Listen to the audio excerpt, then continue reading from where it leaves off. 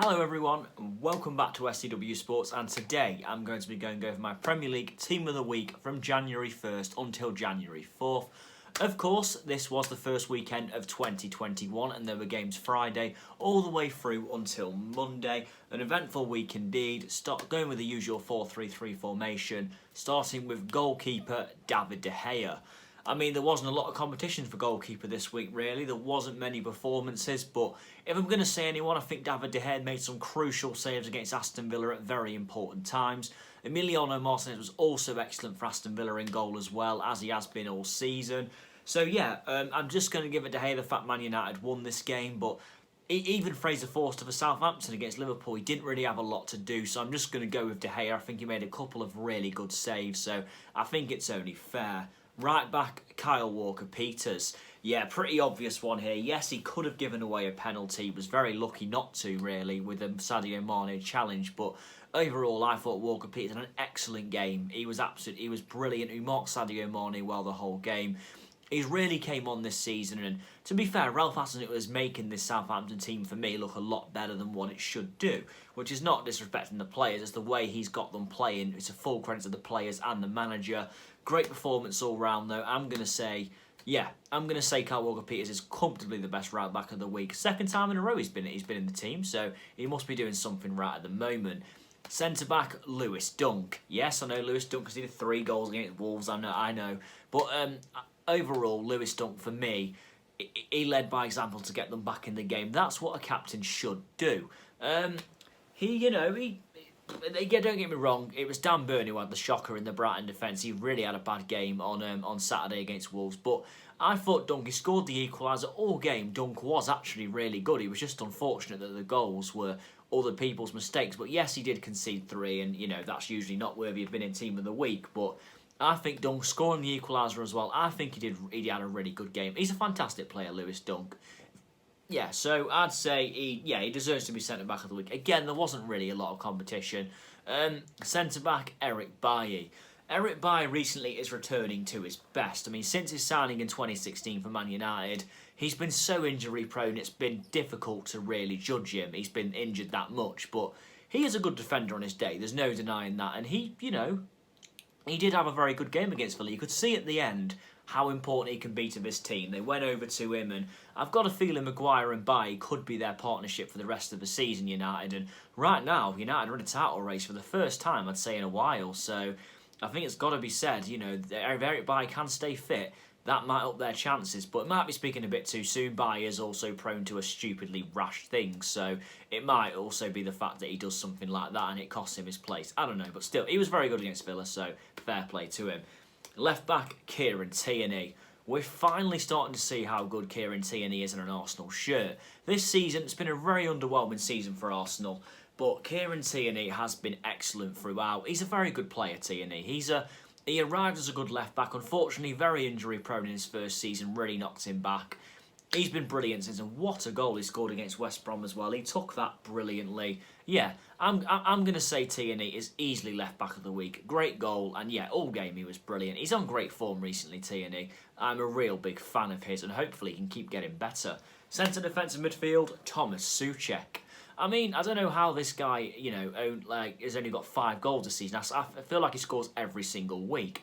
Thomas Souček is the new Marouane Fellaini. It's just a fact. It just looks like that when you look at him play, he is David Moyes' Marouane Fellaini. I mean, a good performance. Okay, maybe it's not a fact that he is, but I think he's got a little bit more to him than Fellaini. But yeah, he did well, though. It was a good performance from him in a 1-0 win for West Ham away at Everton. David Moyes' first ever win back at his old employers. But yeah, fair play Souček. Another good performance from him. What a signing he's been from January. What a signing. Centre midfield, Ilkay Gundogan. Speaking of great performances, wow, what a performance from Ilkay Gundogan against Chelsea in City's 3-1 win at Stamford Bridge. Superb. I mean, Gundogan, he just completely ran the show. He scored the opening goal. He was absolutely brilliant. One of the best I've ever seen Gundogan play for Man City, in my opinion. He was that good in that game. So yeah, full credit to him. Yeah, not really much more to say other than he was superb. Centre attacking midfield, Bruno Fernandes. Yeah, it's not really surprising Bruno Fernandes appears in these teams anymore. He's just yeah, he's been absolutely superb. He's been at United nearly a year, and what a year it's been. He's transformed Man United from a fifth, sixth place team really competing for that area to this right now he's title contenders. Then again, I say they're title contenders. That can all change very soon, but right now they are title contenders. But yeah, Bruno Fernandes, superb once again. Yeah, brilliant. Right wing, Bukayo Saka. Another appearance in this team by Bukayo Saka. This is not me being biased either as an Arsenal fan. Not me saying that, I'm a big fan of Saka, but I'll also say when he's not playing well. And before this run of form he's had recently, he was doing okay, but he wasn't hitting the standard maybe. But he forgets this guy's only a teenager still. He is doing very, very well at the moment. He's pretty much carrying Arsenal right now, which sounds really bad to say because he's a teenager, but he is doing really good. And yeah, another good performance here. Scored a fantastic team goal as well. Absolutely brilliant. But yeah, I'm going to have to say Saka gets in Team of the Week again. There's no one on right wing who can replace him. Left wing, Eberiche Eze. I think that's how you say his first name. But yeah, Eze actually came on as a sub in this game against Sheffield United. But my God, his goal was absolutely superb. And generally, he was in the mood all game. Eze's one of them players, really. Like QPR are really struggling without him this season. He's a very, very good player, though. I can see why Palace signed him in the summer. He's had moments at Palace. I don't think he's performed regularly, but he's certainly had moments in a Palace shirt. And wow, this goal against Sheffield United was something to see. A brilliant goal. And yeah, what a performance from him as well when he came on. And striker, Kevin De Bruyne. Yes, I know he's not normally a striker, but he did play up front against Chelsea, so I've got to include him up front. Yeah, De Bruyne, even when he plays up front, he's superb. There's no stopping this guy. I think De Bruyne is probably going to appear in most of my team of the years this year. Even if he's playing up front and getting in the team, when is he not going to be? I could have maybe gone with Lacazette. He scored 2 against West Brom, but I do think De Bruyne all round was absolutely superb against Chelsea. Ran the show, showing Chelsea what they're missing once again. This guy's absolutely brilliant. My favourite player in the Premier League, personally. He just performs week in, week out, doesn't he? What a player. Now, goal of the week, and this one this week was a tough choice because there were 2 or 3 brilliant goals. Eze's against Sheffield United was amazing, brilliant goal, but he didn't really have a lot of challenges come in. It was very easy for him to get up the field. I mean, that's criticising defence too much, but still. Kieran Tierney's against West Brom, excellent goal, brilliant finish. I'm gonna go with Bukayo Saka against West Brom though. I think that the team goal, Arsenal have produced many good team goals over the years. There's no doubt about that. This wasn't my favourite team goal they've done, but it was absolutely brilliant, and it really did prove the confidence coming into this Arsenal team. Don't get me wrong, West Brom's defending was poor, as West Brom were poor the whole game, but full credit to them though. It's a brilliant goal, and I'm just going to have to say that one. It's tough, and I do feel bad leaving that as is, because most weeks that wins it, but I'm going to go with Saka though.